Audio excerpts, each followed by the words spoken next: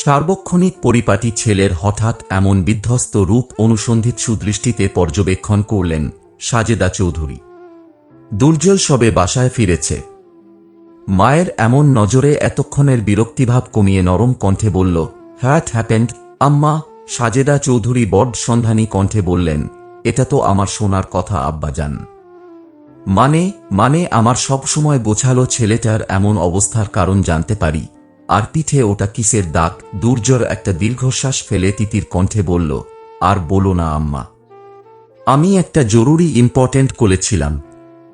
হঠাৎ কোত্থেকে একটা মেয়ে কোনো দিকে না তাকিয়ে গলানো আইসক্রিম সহ বাটি ঠিক আমার পিঠে ছুঁড়েছে। এই প্রথম হয়তো কোনো মেয়ে তার গম্ভীর ছেলেটাকে নাস্তানাবুদ করেছে। কাহিনীর ইতিবৃত্ত শুনে সাজেদা চৌধুরী আর আত্মসংবরণ করতে পারলেন না। আঁচল প্রান্তে মুখ চেপে শব্দ করে হেসে উঠলেন। মায়ের এমন হঠাৎ হাসিতে দুর্জয় আরও খানিকটা ক্ষুণ্ণ হয়ে তাকাল।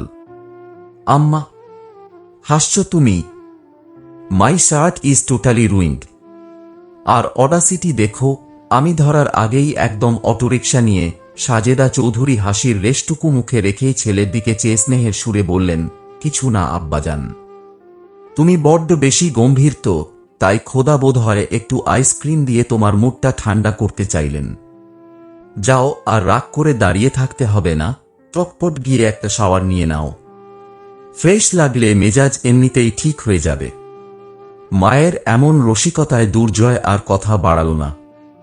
শুধু মনে মনে সেই তরুণীকে আরেকবার বিরক্তি নিয়ে স্মরণ করে নিজের কক্ষের দিকে পা বাড়াল। এ পায়রা, এই বিয়ে করিস না কেন মগা? তুই বিয়ে না করলে আমিও বিয়ে করতে পারতেছি না। বা লের পড়াশোনা, এর চেয়ে থালা বাসনে দুই ঘষা দেওয়া সহজ। কায়রার এমন উদ্ভট বিলাপ শুনে পাউডার পাফটা মুখে বুলাতে বুলাতে আয়না থেকে দৃষ্টি সরালো পায়রা। বোনের দিকে তাকিয়ে ও ভ্রু কুঁচকে বলল, কি বললি তুই? মগা, দিন দিন বড্ড বেশি বেয়াদব হয়ে যাচ্ছিস কায়া। তোর 2 বছরের বড় আমি, একটু তো সম্মান দিয়ে কথা বলবি। বেয়াদব। কায়রা বিছানায় উপুর হয়ে শুয়ে একটা বালিশ বুকের নিচে চেপে ধরে মুখ ভেঙচালো।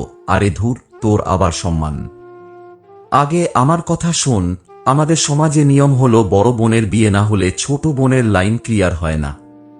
তুই একটা ভালো দেখে ছেলে পটিয়ে ঝটপট বিয়ের পিঁড়িতে বসে পড় না আপু। তোর উসিলায় যদি আমার এই বোটানির ল্যাব আর প্রেজেন্টেশনের নরক গুলজার থেকে মুক্তি মেলে। পায়রা এবার বাঁকা হেসে পাউডারের কৌটাটা টেবিলে রাখল।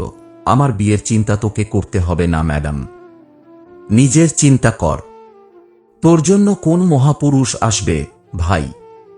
তোর মতো 1 নম্বরের পাগল, যে কিনা দিন দুপুরে মানুষের পিঠে আইসক্রিম মেরে পালিয়ে আসে, তাকে কোন ভালো ঘরের ছেলে ঘরে তুলবে?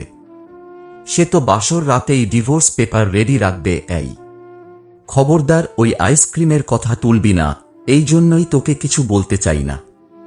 কায়রা ক্ষিপ্ত হয়ে হাতের কাছের ছোট কুশনটা ছুঁড়ে মারল বোনের দিকে। পায়রা চট করে মাথা নিচু করে সেটা এড়িয়ে গিয়ে পাশ থেকে একটা বড় বালিশ তুলে নিয়ে কায়রাকে লক্ষ্য করে ছুঁড়ল। কি রে, সত্যি কথা বললেই গায়ে লাগে। ব্যাস, শুরু হয়ে গেল 2 বোনের চিরচেনা যুদ্ধ। এপাশ থেকে ওপাশ চলল দেদারসে বালিশ ছোড়াছুড়ি। রুমের ভেতর তুলো আর চাদরের হাহাকার পড়ে গেল। ঠিক তখনই ঝড়ের বেগে ঘরের দরজা ঠেলে ভেতরে ঢুকলেন ওদের মা নুরা খান। 2 মেয়ের এমন কাণ্ডে উনি কপালে হাত দিয়ে চাপা গলায় চেঁচিয়ে উঠলেন, কি করছিস তোরা এই দামদি বয়সে? বানরের মতো লাফালাফি বন্ধ কর। ফুপি আসছে এক্ষুনি এই করিডোর দিয়ে।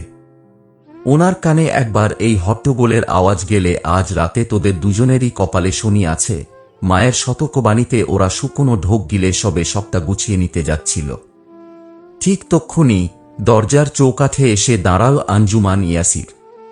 কক্ষ অভ্যন্তরে চতুর্পাশের অবিন্যস্ত অবস্থা আর বিছানার চাদরের দলা পাকানো রূপ দেখে একবার কড়া চোখে 2 বোনের দিকে চেয়ে বলেন, কি করছিলি তোরা?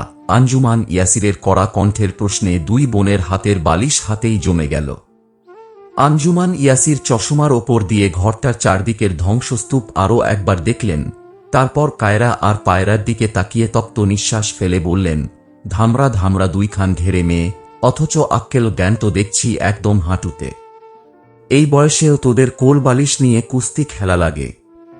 এইগুলা কোনো ভদ্র বাড়ির মাইয়াদের লক্ষণ? কায়রা তৎক্ষণে নিজেকে নিরীহ বিড়াল ছানার ন্যায় গুটিয়ে বিছানার এক কোণে সেঁধিয়ে গেছে। পায়রা আমতা আমতা করে বলল, না ফুপি, আসলে চাদরটা ঠিক করতে গিয়ে একটু থামো, ওস্তাদের উপর ওস্তাদি করো না। আমি তো অন্ধ না, চাদর ঠিক করছিলে নাকি চাদরের জান করছিলে তা আমি ভালোই বুঝেছি। আঞ্জুমান ইয়াসির ঘরের ভেতর 2 পা এগিয়ে এসে কায়রার দিকে আঙুল উঁচিয়ে বললেন, বিশেষ করে এই ছোটটা। পড়াশোনার নামগন্ধ নেই, সারাদিন টোটো করে ঘুরে বেড়ানো আর বানরের মতো লাফালাফি করা। তোর বাপের মাথায় এত বড় একটা দায়িত্ব, আর তুই কি না ঘরের ভেতর এই হাঙ্গামা বাঁধিয়েছিস। এরপর থেকে যদি তোদের কারণে আমার রাতে ঘুমের ব্যাঘাত হয়েছে, তবে 2 বোনরেই একদম রান্নাঘরে ঢুকায় দেব। সকাল বিকাল শুধু রুটি বেলবি। বরফুফুর এই রুটি বেলার হুমকির তীব্রতা কতখানি তা 2 বোনের কারোরই অজ্ঞাত নয়। কায়রা চট করে কান ধরে মাথা নুইয়ে বলল, আর হবে না ফুপি, একদম সরি। আমরা এখনই সব গুছিয়ে শুয়ে পড়ছি। আঞ্জুমান ইয়াসির আর কথা না বাড়িয়ে একটা গম্ভীর হুম শব্দ করে নুরা খানের দিকে চাইলেন। নুরা, মেয়েদের একটু চোখে চোখে রাখ বোন। বড় হচ্ছে, এদের চালচলন একটু শোধরাতে বল। কথাটা বলেই আঞ্জুমান ইয়াসির কক্ষ ত্যাগ করলেন। ওনার পায়ের আওয়াজ মিলিয়ে যেতেই কায়রা আর পায়রা বুক ফুলিয়ে এক বিশাল দীর্ঘশ্বাস ছাড়ল।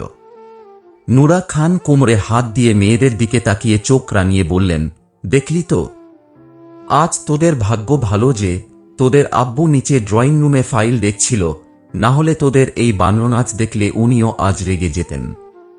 এখন চটপট বিছানা ঠিক কর, আর কায়া, তুই তোর নিজের রুমে গিয়ে একদম চুপচাপ ঘুমা। মায়ের ধমক খেয়ে কায়রা আর এক মুহূর্ত দেরি করল না। নিজের কুশনটা বাহুতে চেপে পায়রাকে একটা ভেঙচি কেটে বিড়বিড় করে জানোয়ার বলতে বলতে নিজের রুমের দিকে চম্পট দিল। জলসিক্ত চুলগুলো বেশ পরিপাটি করে শুকিয়ে লেমন গ্রে কালার শার্টে নিজেকে আবৃত করে সবে ডাইনিং স্পেসে পা রেখেছে দুর্জয়। ততক্ষণাৎ ওর দৃষ্টিগোচর হল ঘড়ির কাঁটা রাত 8টার ঘরে ঠেকলেও অন্যান্য দিনের মতো আজ খাবার পরিবেশন করা হয়নি টেবিলে। কিঞ্চিত বিস্ময় ভরে এগিয়ে এসে চেয়ার টেনে বসতে বসতে ও শুধালো, কি হয়েছে আম্মা? আব্বার 8:30টায় মেডিসিন আছে তো? খাবার পরিবেশন করনি এখনো? প্রশ্নের প্রত্যুত্তরে এক থমথমে কণ্ঠস্বর শ্রবণগোচর হল দুর্জয়ের। একা আর কত দিক সামলাবো? আমার তো বয়স হচ্ছে নাকি? কথোপকথন ভিন্ন গতিপথ লাভ করছে বোধগম্য হতেই উঠে দাঁড়ায় দুর্জয়। ওকে ফাইন, তুমি আমাকে জাস্ট ইনগ্রেডিয়েন্টসগুলো কোথায় দেখিয়ে দেবে চলো। Dan, I can handle it. Durjoy, Sajeda Chowdhury যথাসাধ্য কণ্ঠস্বর শক্ত করার প্রচেষ্টায় লিপ্ত হন। তবুও নেত্র কার্নিশ ভিজে আসে। মা জাতটাই এমন, সহস্র পূর্ব পরিকল্পনা থাকলেও ছেলের সম্মুখে এলেই সমস্ত কিছু তাসের ঘরের ন্যায় ভেঙে যায়। রুদ্রমূর্তি সদ্যরূপ পাওয়া মৃৎশিল্পে পরিণত হয়। তুমি কি বুঝছো না? আপাত বুঝতে চাইছি না আম্মা। 30 পেরিয়ে 31-এর কোটায় বয়স তোমার। তোমার জন্য কি এ জীবনে আমাদের আর দাদা দাদি ডাক শোনা হবে না? দায়িত্ব বেড়েছে আম্মা। পার্সোনাল প্রেসার নিতে চাইছি না এখন আর। এটা তোমার কাছে প্রেসার মনে হচ্ছে সামহাও? মানে কি দুর্জয়? তোমার সামনে তোমার ছোট ভাই বুবাচ্চা নিয়ে ঘুরে বেড়াচ্ছে। লজ্জা করা উচিত তোমার। দুর্জয় জবাব দিল না। সাজেদা চৌধুরী দাঁতে দাঁতে ঘর্ষণ করে স্বামীর দিকে চাইলেন, আর এই যে মহাশয়, আপনি কি মুখে কুলুপ এঁটেছেন? দুর্জয়ের দিকে আগত ঝড়টা দিক বদলে ইকবাল সাহেবের দিকে ঘুরেছে দেখতেই উনি যথাসাধ্য গম্ভীর কণ্ঠে ছেলের দিকে ঘুরে বললেন, কি হচ্ছে দুর্জয়? আমাদের কথাও তো একটু ভাবো। তোমার কাউকে পছন্দ আছে? থাকলে নির্দ্বিধায় বলতে পারো আমাদের, উইদাউট অ্যানি হেজিটেশন মাই বয়। অ্যারেঞ্জ ছাড়া উপায় দেখছি না। ছেলের থেকে কাঙ্ক্ষিত জবাবটা পেতেই সাজেদা চৌধুরী বললেন, তাহলে সেই ব্যবস্থাটা আমাদেরই করতে দাও। আগামী 1 সপ্তাহের মধ্যে তোমার বিয়ের পাত্রী খুঁজে পাকা কথা সম্পন্ন করব আমরা। তোমার দিক থেকে কোনো ওজর আপত্তি শুনতে চাচ্ছি না। দুর্জয় কার্যভূমিকা সমাপ্ত করে চেয়ার টেনে বসে পুনরায়, তাহলে কি ধর্মঘটের অবসান ঘটছে? Already it's 8:20। ছেলের সম্মতিতে স্মিত হাস্যে কিচেনের দিকে এগিয়ে যান সাজেদা চৌধুরী। ইকবাল সাহেব এগিয়ে এসে ছেলের কাঁধ চাপড়ে বলেন, marriage is a holy union my son. Extra pressure create হয় না এতে, বরং মানসিক শান্তি হিসাবে কাজ করে। হেমন্তের ম্রিয়মান রোদ্দুরে আবৃত মধ্যাহ্নে জনাকীর্ণ ডাক বাংলার পথঘাট, হকারদের হাঁক ডাক আর কেনাকাটা করতে আসা মানুষের ভিড়ে তিল ধারণের ঠাঁই নেই। এমন একটা জাঁতাকলে সামান্য তালগোল পাকালেই পদপিষ্ট হওয়ার মতো পরিস্থিতি। সাজেদা চৌধুরী মূলত ইথিকার সাথে কিছু জরুরি কেনাকাটা সারতেই এই ভরদুপুরে এখানে এসেছিলেন। সেই কোকিলকণ্ঠী ঘোরের মাঝেই ত্রস্ত সুমিষ্ট স্বরে বলে উঠল, সরি আন্টি সরি। আপনার কোথাও লাগেনি তো? ইস, আমি দেখতেই পারিনি। Really sorry aunty. কিন্তু আগত মানুষের ধাক্কায় হুট করে একটা ভাঙা ইটের চাইয়ে ওনার পা আটকে গেল। ভূপতিত হওয়ার ঠিক আগ মুহূর্তে এক জোড়া নরম অথচ শক্তপোক্ত হাত তাৎক্ষণিক এগিয়ে এসে ওনার কনুই আর পিঠ আঁকড়ে ধরল। সাজেদা চৌধুরী কোনোমতে নিজেকে সামলে নিয়ে সোজা হয়ে দাঁড়ালেন। ওনার বুকটা তখনও ধড়ফড় করছে। সাময়িক স্বস্তির নিঃশ্বাস ফেলে উনি চোখ তুলে তাকালেন রক্ষাকর্ত্রীর দিকে। সঙ্গে সঙ্গে এক চিলতে বিস্ময়ে নেমে এলো দৃষ্টি জোড়ায়। মেয়েটার চঞ্চল চোখে উপচে পড়া মায়া, মায়াবী মুখশ্রীতে এক নিষ্পাপ আকুলতা আর কপালের ওপর অবাধ্য কিছু কেশ রাজঘামে লেপ্টে আছে। সদ্য প্রস্ফুটিত পদ্মফুলের ন্যায় মেয়েটি এই কোলাহলের মাঝেও অপার স্নিগ্ধতা ছড়াচ্ছে। সাজেদা চৌধুরী নিজের শাড়ির আঁচলটা একটু ঠিক করে নিয়ে নরম হেসে বললেন, না না মা, আমার কিছু হয়নি। তবে তুমি ঠিক সময়ে না ধরলে আজ নির্ঘাত হাড়গোড় ভাঙত আমার। ঠিক তখনই ভিড় ঠেলে হাতে কয়েকটা শপিং ব্যাগ নিয়ে হন্তদন্ত হয়ে এগিয়ে এল ইথিকা। সাজেদা চৌধুরীকে ওভাবে হাঁপাতে দেখে ও বেশ উদ্বিগ্ন হয়ে ওনার হাত ধরে বলল, আপনার কিছু হয়নি তো চাচি আম্মু? আমি জাস্ট 2 মিনিটের জন্য ওদিকের কাউন্টারে গেলাম আর এর মধ্যেই। বলতে বলতে ইথিকার চোখ গেল পাশে দাঁড়িয়ে থাকা মেয়েটার দিকে। আর চোখ মিলতেই ইথিকার মুখের সমস্ত উদ্বেগ কর্পূরের ন্যায় উড়ে গিয়ে চড়া হাসির রেখা ফুটল ওষ্ঠাধর জুড়ে, ব্যাপক বিস্মিত কণ্ঠে ও বলল, আরে জুনিয়র, তুমি এখানে? কায়রাও ইথিকাকে দেখে সমান চমকে ওষ্ঠাধর প্রসারিত করে বিস্তর হেসে বলল, আরে ইথিকা আপু, আপনি? 2 তরুণীর এই আকস্মিক কুশল বিনিময় দেখে সাজেদা চৌধুরী বেশ কৌতূহলী হয়ে উঠলেন। ওদের দিকে পর্যায়ক্রমে চেয়ে শুধালেন, তোমরা একে অপরকে চেনো নাকি? ইথিকা সাজেদা চৌধুরীর হাত আলতো চেপে ধরে বলল, চিনব না মানে চাচি আম্মু? পরশুদিন আপনাকে বলছিলাম না একটা মিষ্টি মেয়ের কথা? এই তো সেই মেয়েটা, কায়রা, ইয়াসির কায়া। ইথিকার মুখে কায়রার পরিচয় শুনতেই সাজেদা চৌধুরী অত্যন্ত স্নেহশীল দৃষ্টিতে কায়রার দিকে আর একবার চাইলেন। কিন্তু এই তীব্র জনজটে এখানে দাঁড়িয়ে কথা বলা অসম্ভব। চারপাশের ধাক্কাধাক্কি থেকে বাঁচতে ইথিকাই বুদ্ধি দিল, চাচি আম্মু, চলেন আমরা ওই পাশের কর্নারটায় গিয়ে বসি। এখানে দাঁড়ানো যাচ্ছে না। সবাই সায় দিলে ওরা ভিড় ঠেলে রাস্তার ওপারে একটা শান্ত এসিযুক্ত জুস কর্নারের দিকে পা বাড়াল। কায়রাও নিজের স্বভাবসুলভ চপলতা লুকিয়ে একদম লক্ষ্মী মেয়ের মতো ওনাদের পিছু নিল। জুস কর্নারের ঠান্ডা পরিবেশে দেহ জুড়িয়ে যেতেই সাজেদা চৌধুরী কায়রার দিকে তাকিয়ে নরম গলায় বললেন, বস মা, আজ তুমি না থাকলে বুড়ো বয়সে বড়সড় একটা অ্যাক্সিডেন্টই হয়ে যেত আমার।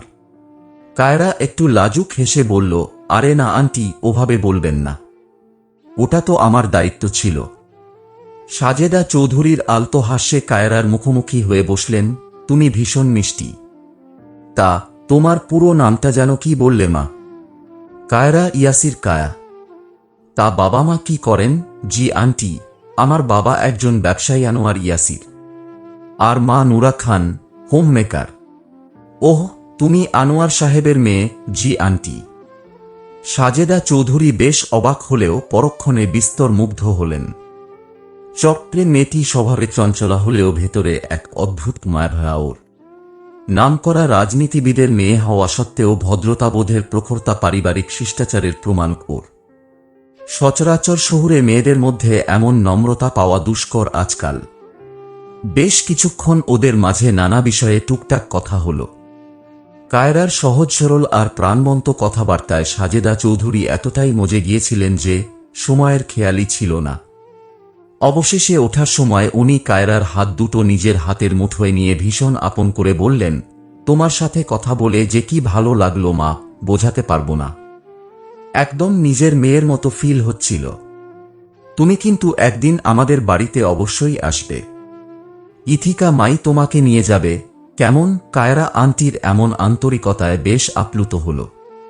ও মাথা নেড়ে মিষ্টি একটা হাসি উপহার দিয়ে বলল, ইনশাল্লাহ আন্টি, আমি অবশ্যই আসব। আপনিও কিন্তু আমার বাসায় যাবেন।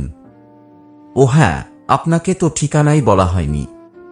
সোনাডাঙ্গা আবাসিক এলাকার 1 নম্বর রোড সাইডের 3 তলা বাড়িটাই আমাদের। ইনশাআল্লাহ মা, অবশ্যই যাব।